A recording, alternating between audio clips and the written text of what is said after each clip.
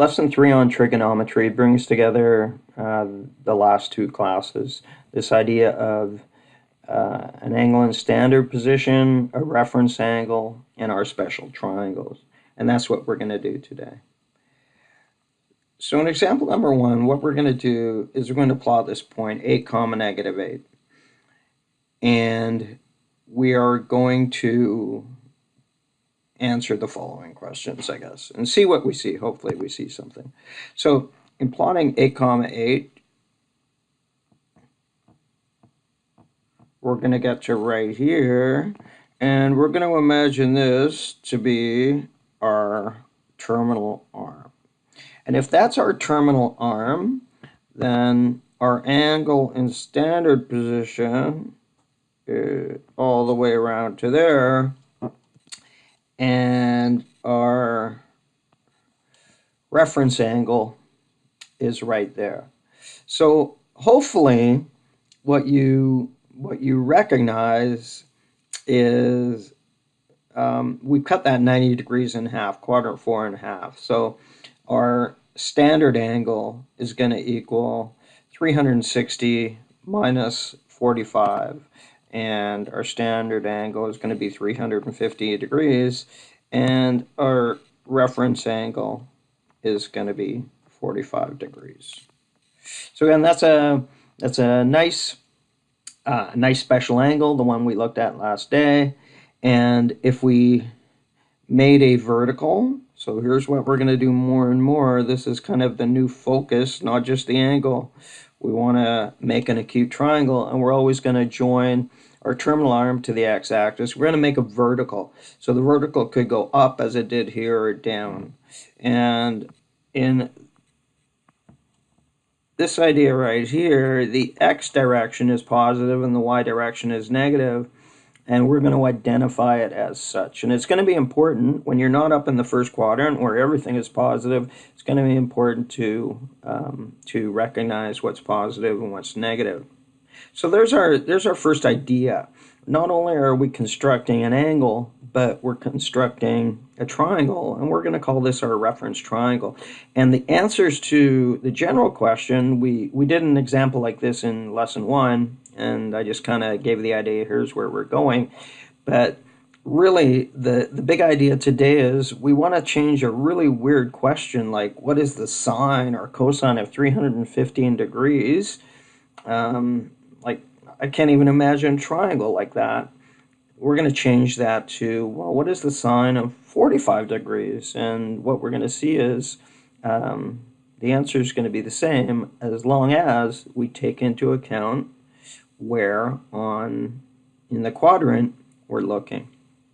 So in part B then, if I want to determine any one of my, use any one of my trig ratios from grade 10, I have to know the hypotenuse. And in our reference triangle, the hypotenuse is always, you can imagine, we'll call it R, and in grade 12, that R is going to mean radius. But for right now, we'll just call a hypotenuse R. So in our example right here, here's what I want us to do in B. I want to figure out, determine how long the terminal arm is, and we'll just call it R. So again, from our ideas yesterday, we have this 1 root 2 relationship. And basically, if we know something about the length of a side compared to its base special triangle, then we know something about all the sides. So I think it's really easy here to see, well, there's obviously a relationship between one of the sides compared to our 1 root 2, and the side is 8 times bigger than our basic special triangle. Therefore, the hypotenuse is going to be 8 times bigger than our basic special triangle. So again, really nice proportional reasoning, simple proportional reasoning. You could use trigonometry if you want, but figuring out a nice relationship is the way to go. So now what we can do is, given that we've drawn an acute triangle, we can get back to our grade 10 SOHCAHTOA idea Again, this idea of opposite over adjacent. As I said, the key idea for today, when we're outside the first quadrant, is we have to take into account the signage. So in our first example, the y-coordinate, again, sine of theta is y over r. And again, y is the vertical. And whether you knew it was y over r, it doesn't really matter. You just have to, if you draw your reference triangle now, after you've drawn your reference angle, then we're still talking opposite over hypotenuse. So the y over r and the x over r and the y over x is something I hope you start to wrap your head around. But right now, if you draw a picture, all you're really doing is plugging in the numbers that are opposite, adjacent, hypotenuse. And in this one right here, the 8's cancel out, and we get negative 1 over root 2. And again, it's probably better to rationalize the denominator. Again, we're going to multiply top and bottom by root 2. Root 2 times root 2 is root 4, which is the square root of 4 is 2. So here is the sine of our angle. Now our angle, it actually is 315 degrees. So let me just show you this. I mentioned this the other time, but I'm going to get out my calculator and I'm going to punch in the sine of 315. And when I do that, my calculator spits out negative 0.7071, blah, blah, blah. And that would be the answer. But again, we're looking at exact values, and that's a nasty, nasty decimal. But if you punch in negative root 2, again, whenever your calculator opens up a bracket, close it, divided by 2, which is the exact value we've just determined, we get the same value. Now, if you think about it, my calculator's telling me what the sine of 315 degrees is, my standard angle and standard position. But I didn't use 315, I used 45 degrees. So let me just punch in the sine of 45 degrees, because that's literally the acute angle we used. So the sine of 45 degrees, and again, I'm going to hit enter. And what I want you to notice is this one says positive 7071. The number's the same, except the sign is different. And again, the reason for that is my calculator is treating 45 degrees like it's in the first quadrant, and when your coordinate's above the x-axis, the y value is going to be positive. So in looking at these examples right here, we've used a basic 45, 45, 90 triangle to solve the question. But as I said, it's very important to treat the signage, and that's going to be our key point. That's one I'm going to keep emphasizing. So let's do the cosine. The cosine is equal to the adjacent over the hypotenuse. And in this case, the adjacent is a positive number, and the hypotenuse is 8 root 2 as well. Now, again, you might be asking, well, how come x and y are positive and negative, and the radius is always positive? The radius is always positive. We're going to treat the radius as a distance, so it's always positive. I could prove it to you mathematically, but for right now, just take it as a given that the radius is always positive. And if you're interested to know, we can talk about it in class. So this one right here, we're going to get 1 over root 2, which is, again, multiply top and bottom by root 2, and we get root 2 over 2. Now, again, check your calculator. Punch in the cosine of 315. Well, here, let's just do that really quickly. So let's punch in the cosine of 315, and it's going to be positive 0.707. So the only difference between the sine and the cosine is the positive and negative. And when we punch in the cosine of 45, which is, the reference triangle we're actually doing, we get the exact same answer. So again, they're the same because the cosine value, the adjacent side on this coordinate plane, is positive and the radius is positive. And we'll continue to talk about that.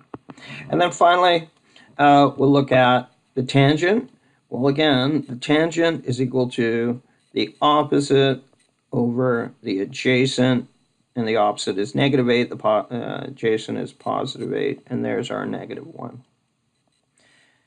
So we could use our calculator to check, and a calculator is useful to kind of see like what's happening. But again, here's the key idea.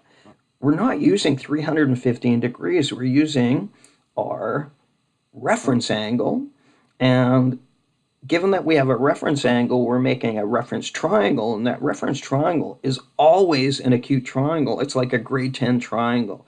But every grade 10 triangle you looked at in trigonometry, even though you didn't use coordinate system, it was always imagined that everything was positive. So it was like you were looking at quadrant 1. In grade 11, the reference triangles are going to be in all 4 quadrants, and we have to be aware of what the dimensions, what the sides of the rectangle, sides of the triangle are, positive or negative.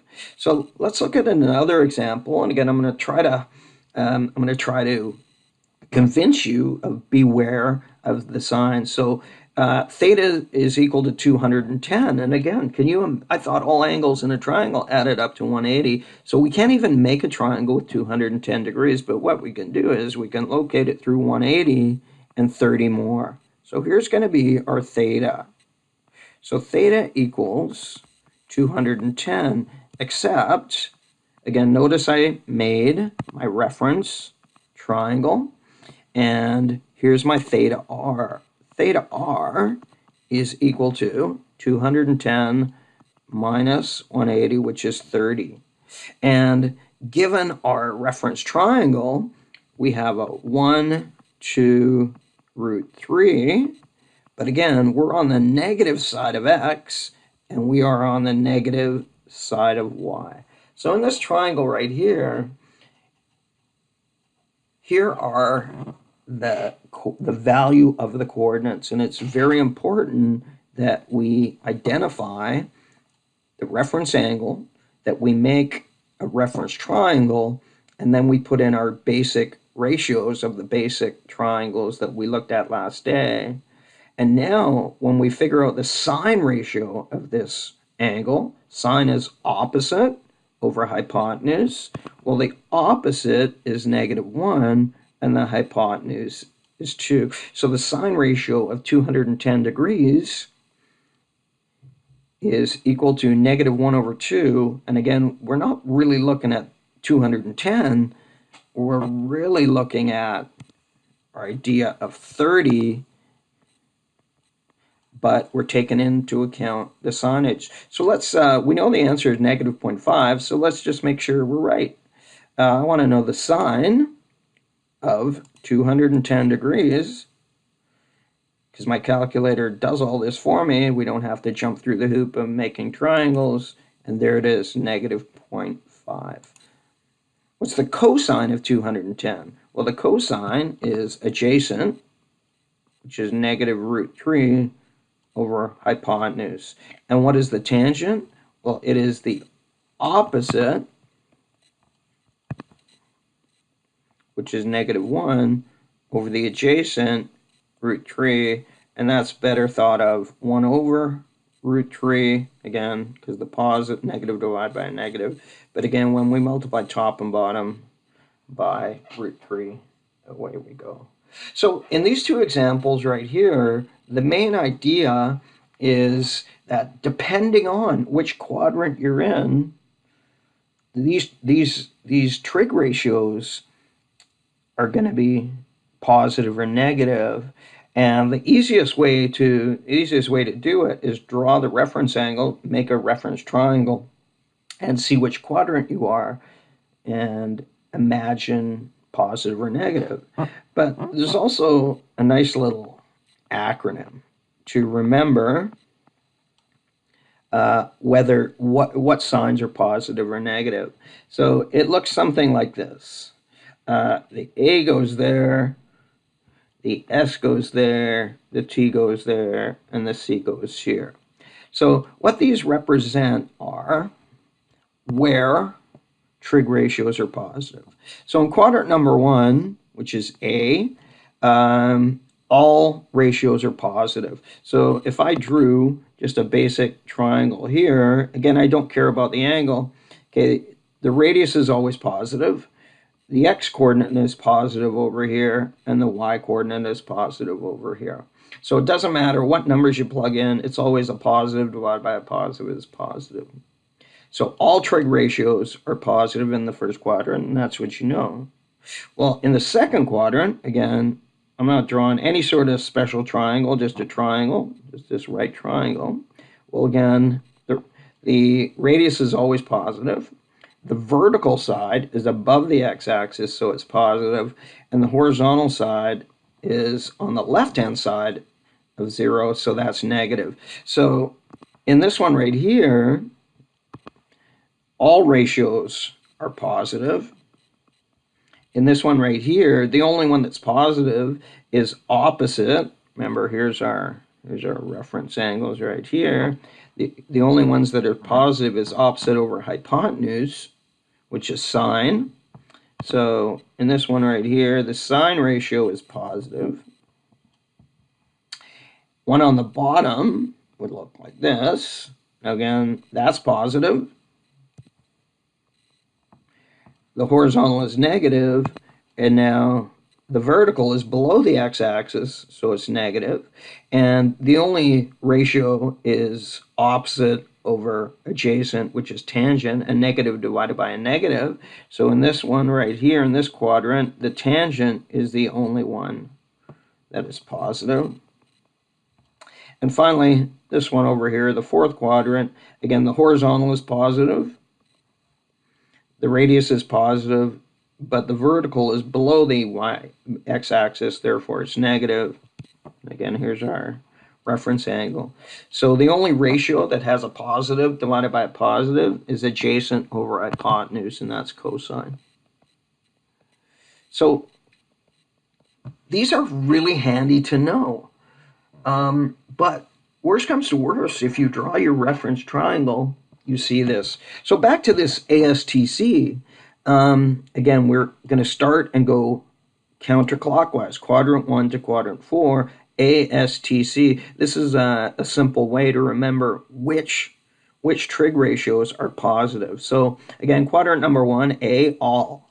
Quadrant number 2, sine, but I'm going to give you this little acronym, and I'm going to put students, T is take, and C is calc. So if you remember all students take calculus, then you're going to put ASTC, all students take calculus. You're going to put them in, and that's going to help you do exact values really quickly. It's something I learned when I went to school a long time ago, and again, it's still valuable. It's a nice little way. So we're just going to spend a little bit of time, do some examples of these ideas. But before we go on to that, just one other thing. We haven't so far talked about this notion of an angle, a standard angle that actually lands on one of the axes. So when you have an angle of 0 or 90 to 180, 270, these, when you draw the picture, you're not going to see a triangle. You're just going to see a vertical line or a horizontal line. And these are called quadrant angles. And we're going to go through them right now, but I want you to come back and click on this link because they have a really nice applet that helps you understand why the answer is what it is. So I'm going to try to illustrate it, but again, after I do example 3, if you have a little bit of misunderstanding or confusion, go to this applet and play around with it a little bit, or sit down with me and we'll play around with it a little bit, and you'll see what I mean. Okay, so let's do this one. So 270 degrees. If we're going to do this, we're going to go all the way around to right here, and this is going to be my standard. Now, again, I can't make a reference angle. I can't. I don't have a reference angle because I need it to make it. I guess it's 90 degrees if you want to think that way. But in this one right here, we're going to imagine that this is, that line segment is 1 unit long. It's the easiest one to imagine. So then this coordinate would be 0, -1. If we could imagine, like these ones up here, what's my x, what's my y, what's my vertical, what's my horizontal, then you could plug the numbers into the trig ratios and it would make a little bit more sense.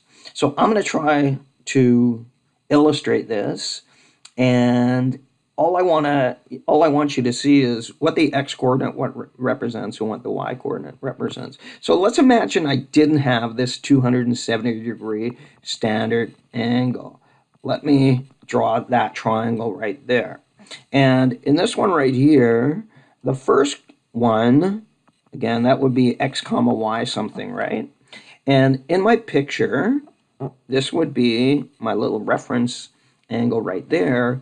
And again, what the x would represent would be the adjacent. So the x coordinate represents that segment right there, which is the adjacent, and the y coordinate represents that side right there, and that's the opposite. If I imagine just making that angle a little bit more, so now it looks something, like this. Again, this is a new x comma y, and this would be a slightly bigger reference angle. But again, what I want you to see is this idea that the horizontal of this one right here, this horizontal right here, would be my x, and that would be the adjacent side.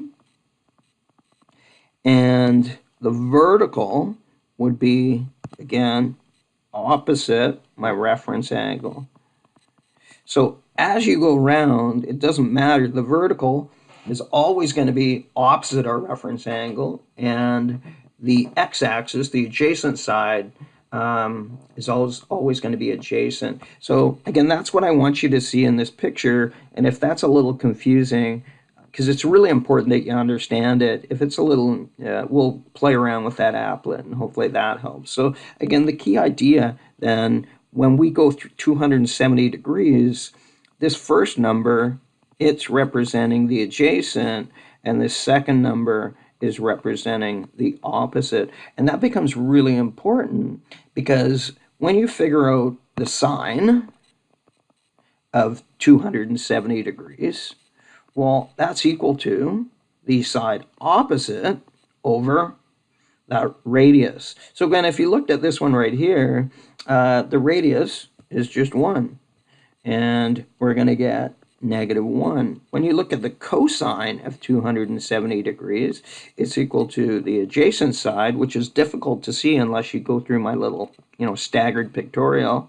We're going to get 0, and the tangent of 260 is going to be the opposite, which is -1, over the adjacent, which is 0.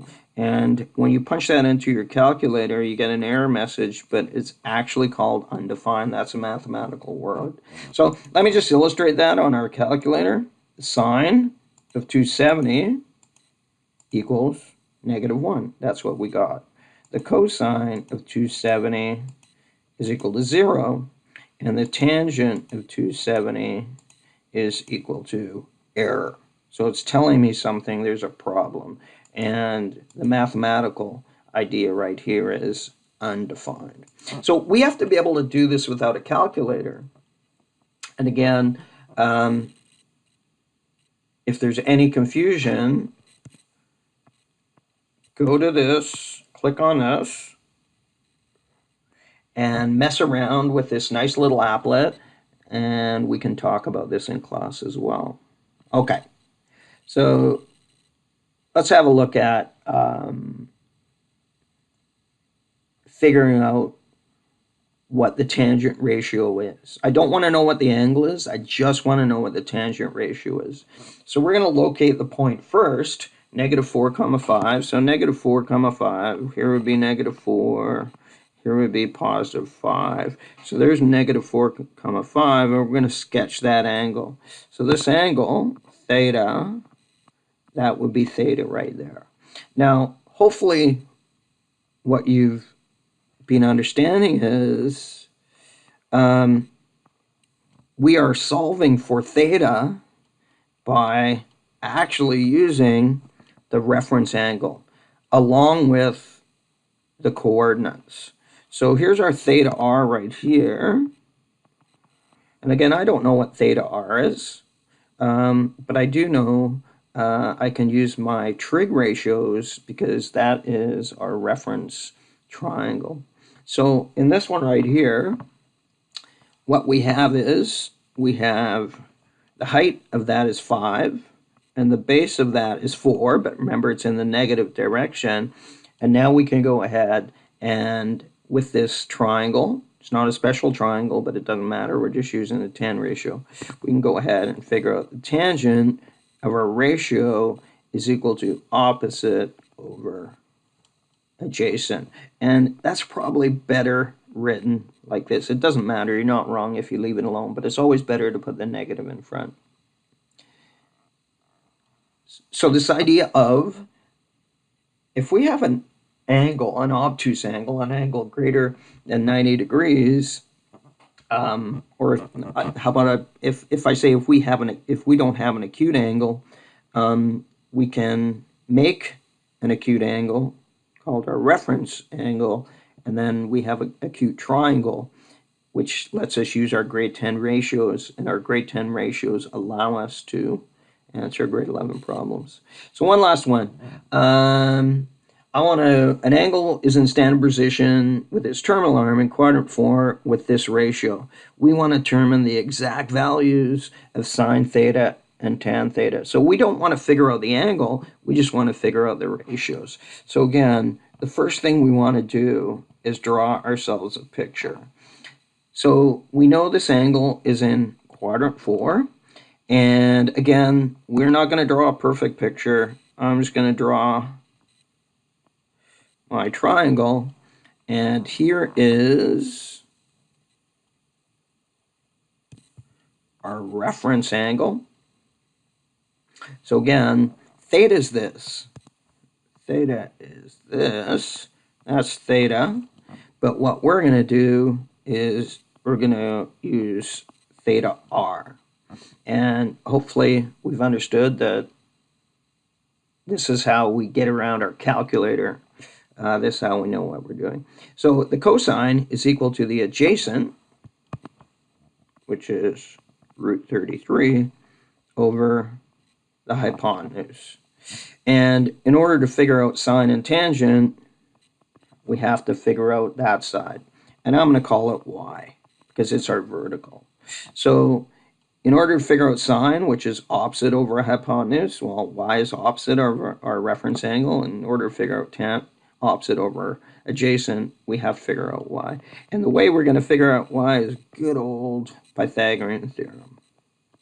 A squared plus b squared is equal to c squared, and c squared is the hypotenuse.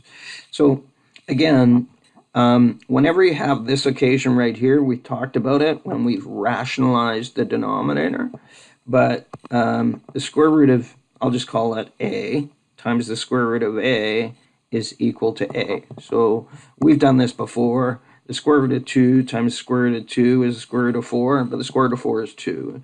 And we've done the square root of 3 with our special angle, square root of 3. That's equal to the square root of 9. The square root of 9 is equal to 3. Well, we don't want to do that anymore. We want to know the square root of 33 times square root of 33. I don't know what 33 times 33 is, but what I do know is I do know that root 33 times root 33 is 33. So we want to start doing that from now on. Is equal to 49, subtract 33 from both sides, and here we get y is equal to, well, honestly, the square root of, when we deal with a triangle is always positive, so we'll leave it as positive. But again, what I want you guys to recognize is in this thing right here, this does not equal 4. We're below the x-axis, so the physical distance is 4, but given that our y-coordinate is below the x-axis, it's negative 4. And then what we can then do is we can figure out our exact ratios. The sine of our angle is equal to opposite over hypotenuse, and the tangent of our angle is equal to opposite over adjacent. And again, we're going to multiply top and bottom by root 33. And what we're going to get is negative 4 root 33 over 33. Now, if you go into your calculator, if you know how to find the angle, we're going to do that next class. But if you know how to find the angle right now, when you punch in the sine or cosine and tangent of that angle, you're going to see that they will equal these ratios.